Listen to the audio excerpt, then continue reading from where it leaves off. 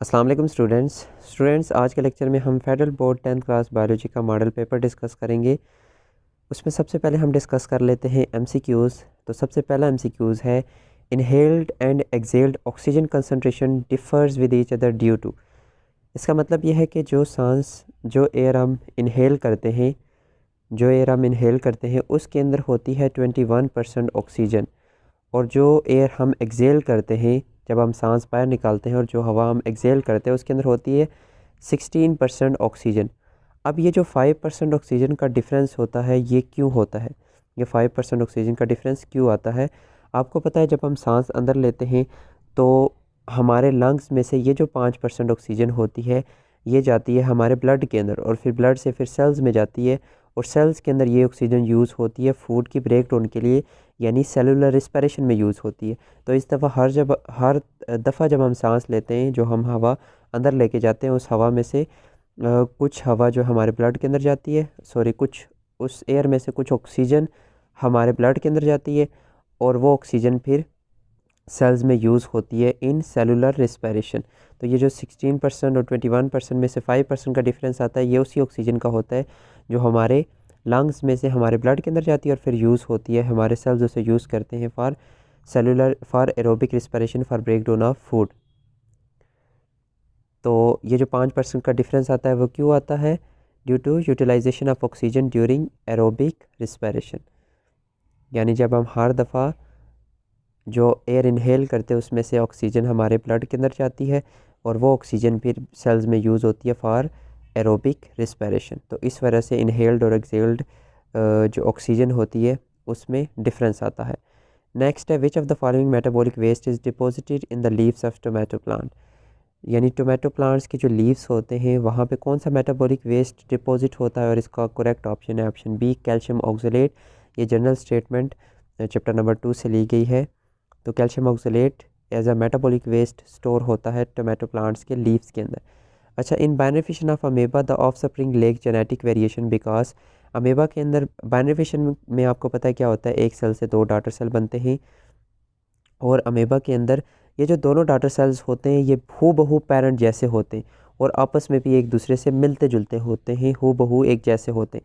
तो यानी इनमें कोई जेनेटिक वेरिएशन नहीं होती। ये कैसे एक दूसरे से सिमिलर होते हैं?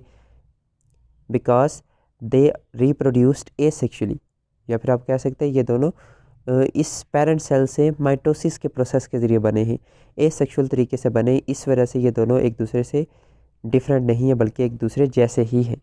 ठीक है, तो वो ऑर्गेनिजम्स जिनके अंदर जेनेटिक वेरिएशन नहीं होती, ठीक है, वो एसेक्सुअली प्रोड्यूस होते हैं, आर प्रोड्यूस्ड एसेक्सुअली। तो अगर सेक्सुअल रिप्रोडक्शन, जिनके अंदर सेक्सुअल रिप्रोडक्शन होती है उनकी ऑफस्प्रिंग डिफरेंट होते हैं फ्रॉम पेरेंट्स और एक दूसरे से भी डिफरेंट होते हैं। तो इसका option number B is correct. Next हम डिस्कस करते हैं क्वेश्चन नंबर 4 को। The single cell protein involves replication of all microorganisms accept.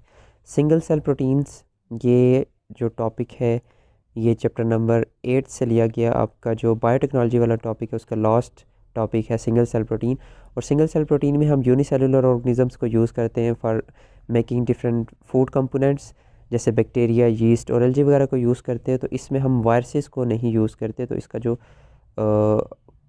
Option जो ट्रू नहीं है वो है वायरसेस, यानी कि ऑप्शन ए।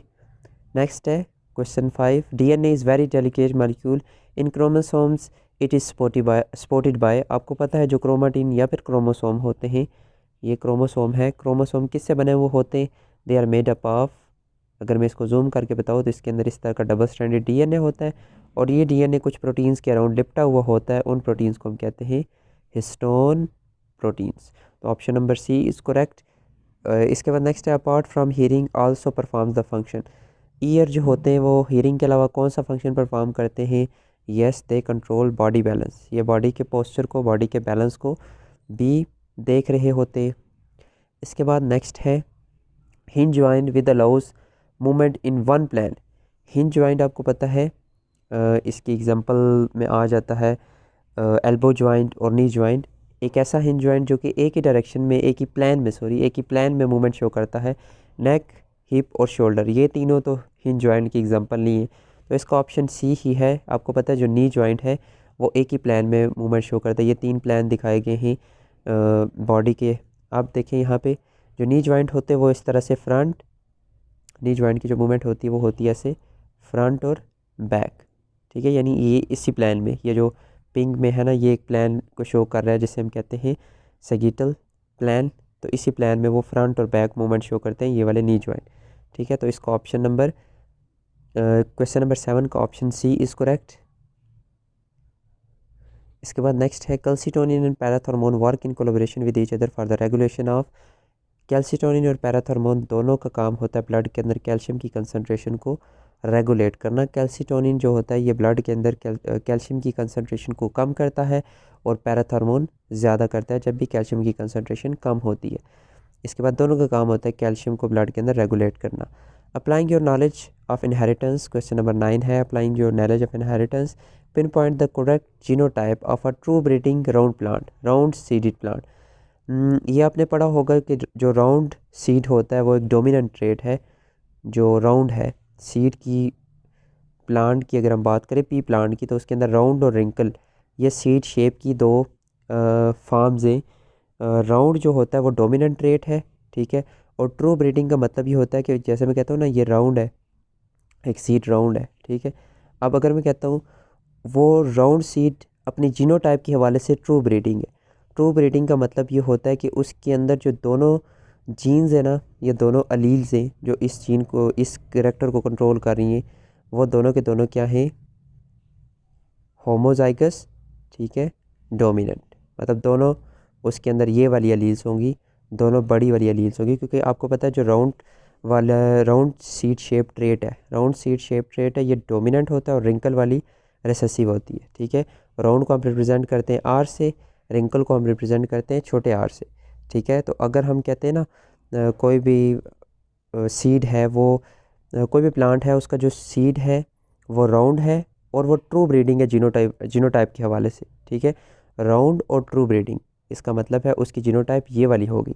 अगर हम कहते हैं ना वो ट्रू ब्रीडिंग नहीं है, वो राउंड है लेकिन ट्रू ब्रीडिंग नहीं है, तो उसकी जीनोटाइप ये वाली होगी, ठीक है। ये ट्रू ब्रीडिंग नहीं है, ये भी राउंड है और ये क्या है, ट्रू ब्रीडिंग। इसके अलावा अगर आप बोले रिंकल और ट्रू ब्रीडिंग, तो रिंकल की जो जीनोटाइप होती है ना वो दोनों ये वाली होती है। तो इसका option number this one is correct. Option number A जो है वो इसका करेक्ट है 9 का। नेक्स्ट 10th है, 10वां MCQ है human immuno deficiency virus HIV causes acquired immune deficiency syndrome in human beings because HIV जो है वो एड्स काज करता है और इसकी वजह से क्या होता है, वाइट ब्लड सेल्स की डेफिशिएंसी हो जाती है, रेड वाइट ब्लड सेल्स ख़त्म होना शुरू हो जाते हैं। तो option number B is correct. The function of fungi in an ecosystem is, fungi का काम ये होता है दे आर डीकम्पोजर्स, वो क्या करते हैं फूड कंपोनेंट्स की ब्रेक डाउन करते हैं और मिनरल्स और न्यूट्रिएंट्स को इन्वायरमेंट के अंदर, सॉइल वगैरह के अंदर ऐड करते हैं। They return nutrients to environment. तो option number B is correct. इसके बाद नेक्स्ट है if a patient has a severe throat infection which one of the following type of medicine is required. अगर किसी बंदे को सीवियर थ्रोट इन्फेक्शन है तो उसके लिए आप क्या देंगे, उसके लिए आप क्या प्रेस्क्राइब करेंगे। तो इसके लिए इसका ऑप्शन है एंटीबायोटिक्स, क्योंकि ना ही आप वैक्सीन्स देते हैं, वैक्सीन्स तो हमेशा डिजीज़ होने से पहले दी जाती हैं, नारकोटिक्स भी नहीं है और सेडेटिव भी नहीं है। तो इसका option number B is correct, antibiotics infection के अगेंस्ट। तो ये थे MCQs। इसके अलावा हम शॉर्ट क्वेश्चंस को भी डिस्कस करेंगे। बाकी MCQs में कोई मसला है तो नीचे आप कमेंट सेक्शन में पूछ सकते हैं। शुक्रिया, अल्लाह हाफिज़।